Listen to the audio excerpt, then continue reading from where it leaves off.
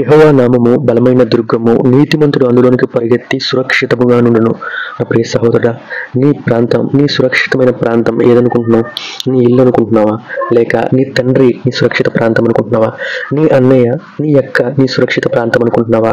ఒకరోజు ఈ అన్ని తాత్కాలికమైన అర్థమైనప్పుడు నీ సురక్షిత ప్రాంతం దేవుడే అని తెలుసుకున్న ప్రియదేవుని బిడ్డ, ఈరోజు ఒకవేళ నీ తండ్రి ఒకవేళ నీకు దూరమై ఉండొచ్చు, నీ అన్నయ్య నీ అక్క ఒకవేళ వారు వేరే ప్రాంతానికి వెళ్ళి నేను వదిలేసి ఉండొచ్చు, వారే నా సురక్షిత ప్రాంతం అనుకున్నావేమో, వారు ఏ పరిస్థితిలో ఉన్నా కానీ నన్ను ముందుకు నడిపిస్తారు అనుకున్నావేమో, నాకున్న స్నేహితుడు నాకు అండగా ఉంటాడు, నన్ను ముందుకు నడిపిస్తాడు అనుకున్నావేమో నా ప్రియ దేవుని బిడ్డ.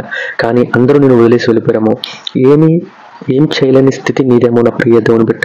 ఎవరు నా పక్షంగా ఉండరు, నేను ఇంకింతే అనుకుంటున్నావేమో. కానీ దేవుడు అంటున్నాడు, దేవుడిని నువ్వు సురక్షిత ప్రాంతంగా నువ్వు చేసుకున్నట్లయితే, దేవుడిని నువ్వు ఆధారం చేసుకున్నట్లయితే, నీకు ఏది జరిగినా కానీ దేవుడు నేను కాచి కాపాడుతున్న ప్రియ దేవుని బిడ్డ. నువ్వు ఎదుర్కొన్న ప్రతి ఒక్క సమస్యల నుంచి దేవుడిని విడిపిస్తాడు.